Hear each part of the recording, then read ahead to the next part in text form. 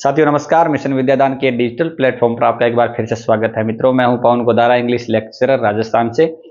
मित्रों, आज के सेशन में अपन बात करेंगे कि जो स्कूल लेक्चर की जो प्रिपरेशन कर रहे हैं अपने, और अभी स्कूल लेक्चर का जो एग्जाम है, स्कूल व्याख्याता का एग्जाम है, 1 महीना बचा है और 1 महीने का हम किस प्रकार से सदुपयोग करें, अंतिम 1 महीने का किस प्रकार से अपने यूज करें कि हमारा सिलेक्शन हो जाए।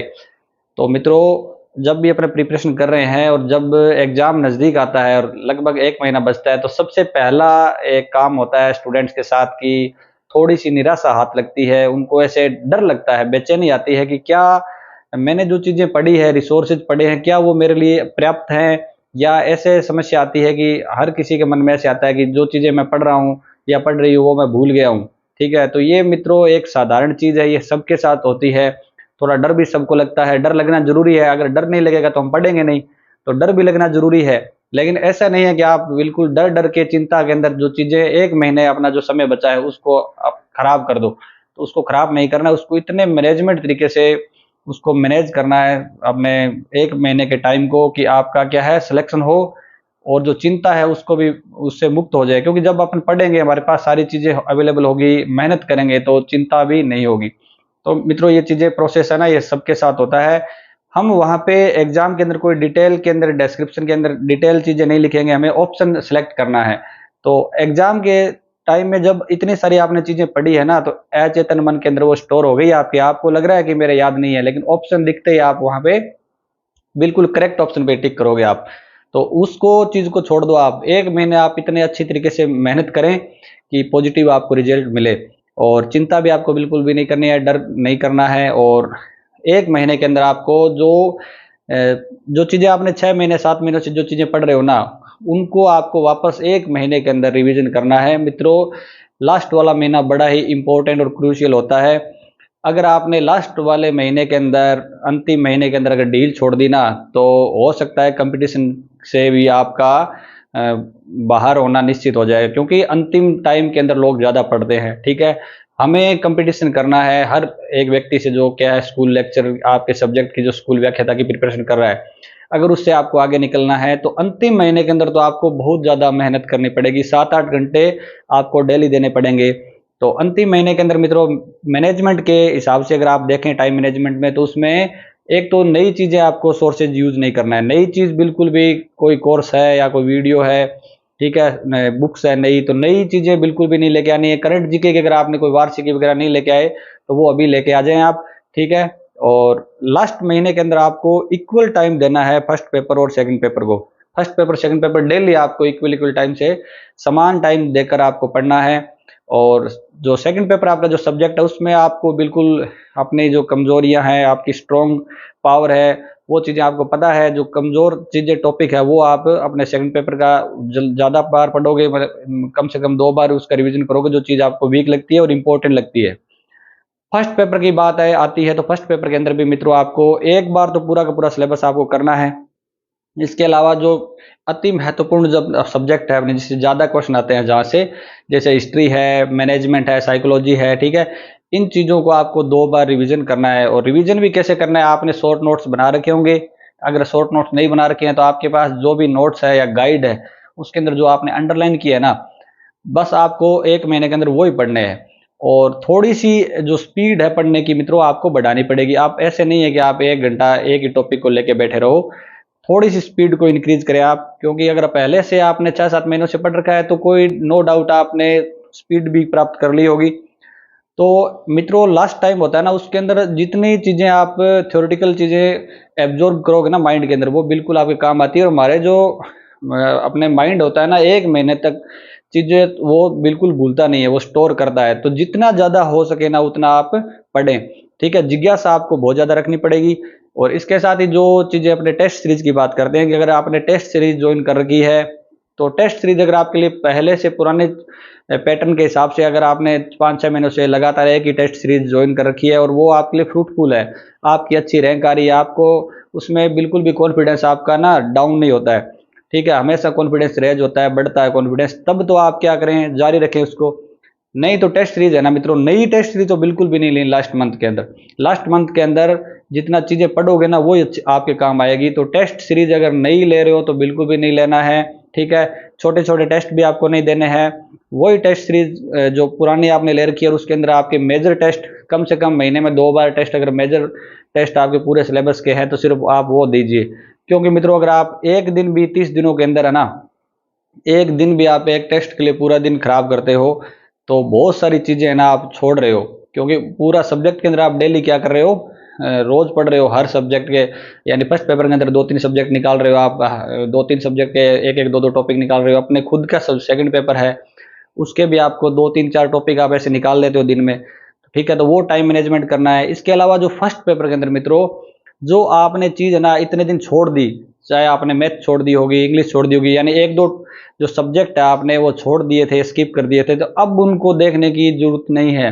लास्ट मंथ के अंदर अब आप उनको देखने से कोई औचित्य नहीं है, बिल्कुल उनको छोड़ दीजिए। लेकिन एक बात छोटी सी ध्यान रखें कि जब आप क्वेश्चन कर रहे होते हैं तो जो है, अब जब आप एग्जाम में क्वेश्चन करेंगे ना क्वेश्चन पेपर, तो क्वेश्चन पेपर करते समय थोड़ा टाइम बच जाए तब आप अपने जो चीजें आपने सब्जेक्ट छोड़ रखे हैं उनके प्रश्नों को एक बार देख लेना। क्योंकि कई बार ऐसे प्रश्न आ जाते हैं मैथ के अंदर, बिल्कुल जो बोर्ड मार्क्स का नियम है, मान लो जोड़ घटाव, इस तरीके से क्या है इतने सिंपल क्वेश्चन आ जाते हैं, वो छोड़ के आओगे, बाहर निकलने के बाद बड़ी ही निराशा आएगी कि यार क्या हुआ, ये तो मैं कर सकता था या कर सकती थी। तो कम से कम एक काम करें कि लास्ट एग्जाम दे रहे हो ना उस समय जो चीज आपने स्किप कर रखी है, जो टॉपिक स्किप कर रखा है ना, उसके लास्ट के अंदर आप एक बार नजर लगा लें, एक बार नजर डाल लें कि किस प्रकार से ये क्वेश्चन है, क्या मैं इसको कर सकता हूं या कर सकती हूँ। तो बिल्कुल मित्रों आपको घबराना नहीं है, बस रिवीजन ज्यादा से ज्यादा आपको करना है। रिवीजन बहुत जरूरी है इसके लिए, क्योंकि रिवीजन अगर आपके पास शॉर्ट नोट्स है ना तो हमारा कॉन्फिडेंस बढ़ जाता है कि यार मैंने सिलेबस तो 15 दिन में कर लिया। क्योंकि अगर आपके पास शॉर्ट नोट्स बना रखे हैं तो 15 दिनों के अंदर आप फर्स्ट पेपर का सिलेबस निकाल सकते हो। अगले 15 दिनों में जो इंपॉर्टेंट जो सब्जेक्ट है उनको क्या करें आप रिवीजन करें दोबारा, तो इससे हो जाएगा। और करंट जीके है उसको थोड़ा ज़्यादा ध्यान देना है, क्योंकि लास्ट के अंदर जो चीज़ें हैं ना वो ज़्यादा याद रहती है। तो पुरानी चीज़ें आपने पढ़ रखी है उसके क्रोनोलॉजी, उसके आपके नोट्स है तो वो नोट्स पढ़ें, और साथ में जो वार्षिकी बुक है आपके पास वो आपको लास्ट के अंदर निकालनी है, वहाँ से प्रश्न आपके आ जाएंगे। तो मित्रों आपको ना बिल्कुल भी डरना नहीं है, चिंता नहीं रखनी है, आपको बेचैनी नहीं रखनी है। जो भूलने वाली चीज़ें हैं वो सब भूलते हैं, ठीक है।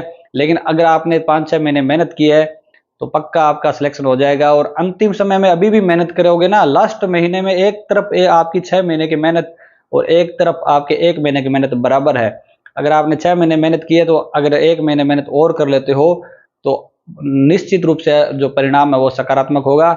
और इतनी बड़ी कोई चीज़ नहीं है, घबराने की आवश्यकता नहीं है आपको। बस आप जो चीज़ पढ़ रहे हो ना वो सफिशियंट है, बस आपको निरंतरता बनाए रखनी है। ऐसे नहीं है आपने एक ही दिन ऐसे कर लिया अभी कल पढ़ूंगा, तो कल वाला मैटर नहीं है। इसमें ईमानदारी, कर्तव्यनिष्ठा, अनुशासन, सारी चीजें आपको रखनी पड़ेगी, तभी क्या है हमें ये हमारा लक्ष्य प्राप्त होगा। क्योंकि बहुत सारे ऐसे लोग हैं जो बड़ी ईमानदारी से पढ़ रहे हैं, बड़ी अनुशासित तरीके से पढ़ रहे हैं, ठीक है। तो आपको अपने पक्के इरादे से और बिल्कुल दृढ़ संकल्प होकर पढ़ना है। और एक जो लास्ट वाला 1 महीना है उसके अंदर हमेशा पॉजिटिव एटीट्यूड रखते हुए हमेशा ऐसे सोचना है कि मेरा सिलेक्शन हो जाएगा। क्योंकि जब बार बार हम एक ही चीज को पॉजिटिव तरीके से सोचते हैं तो हमारा क्या है कि जो सारी चीजें ना आपकी जो, अगर आपने पूरी शारीरिक मानसिक शक्ति है, आपका समय है, सारा फर्स्ट ग्रेड के ऊपर लगा रहे हो, आप अपने टारगेट को उसके ऊपर ही सोच रहे हो, तो निश्चित रूप से प्रकृति है, ईश्वर है ना, वो भी आपकी मदद करेगा और आपका सिलेक्शन होगा। इसके साथ ही मित्रों मैं पिछले सेशन में भी मैंने आपको बताया कि र्यूमर है ना बहुत फैलते हैं। अभी एग्जाम के टाइम में हमेशा ऐसे होता है कि अभी एग्जाम नहीं होगा, एग्जाम आगे जाएगा, पद बढ़ेंगे, ये होगा, फॉर्म रीओपन होंगे। तो मित्रों आज तक तो हुए नहीं है, ठीक है। इस प्रकार की आप भ्रामक चीजों से थोड़ा बचें। सिलेक्शन उसी का होगा जो इन चीजों को छोड़ के एक तरफ करके उनको लगेगा कि सिर्फ जो टारगेट अपने जून के अंदर एग्जाम होने वाले हैं तो वो एग्जाम होंगे, इस तरीके से सोच के अगर आप पढ़ते हैं तो आपका सिलेक्शन हो जाएगा।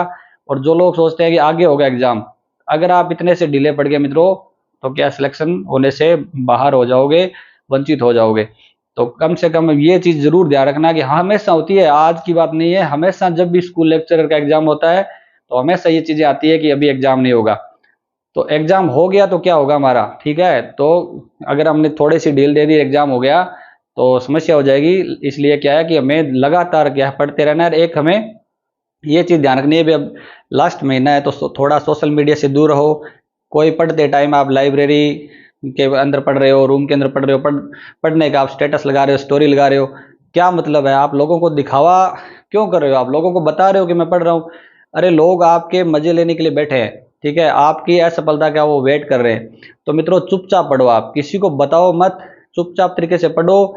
और रिजल्ट आए, वो भी रिजल्ट कौन सा है, फाइनल रिजल्ट आए ना, तभी आपको स्टेटस स्टोरी लगाना है, ताकि लोगों को शौक लगे।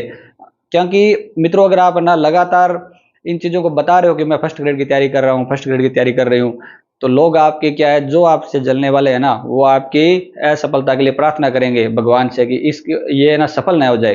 तो कहीं ना कहीं से वो जो उनकी नेगेटिविटी है ना, वो आप पे असर डालती है। तो उनको आपको बताना ही नहीं है, चुपचाप तरीके से आप अपना पढ़ें। और अचानक शोर शराबा होना चाहिए सिर्फ आपकी सफलता का, वो भी डबल रिजल्ट के अंदर सिलेक्शन हो तो आपको स्टेटस स्टोरी नहीं लगाना है। जब फाइनल रिजल्ट आया आपका, तभी आपको स्टेटस और स्टोरी लगानी है। आपको लगाने की आवश्यकता भी नहीं पड़ेगी, आपके जो मित्र रिश्तेदार है वो आपकी स्टोरी लगाएंगे और आपका नाम होगा, प्रसिद्धि मिलेगी आपको।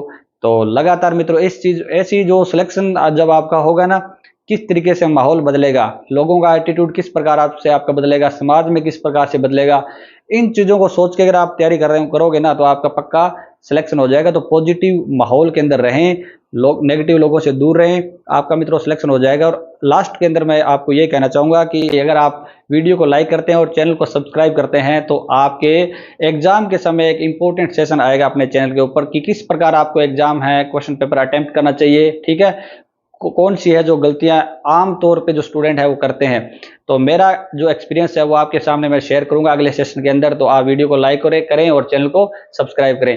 तब तक आप पढ़ते रहें, लगातार मेहनत करें, मेहनत का मित्रों फल अवश्य मिलता है। Best of luck, thank you.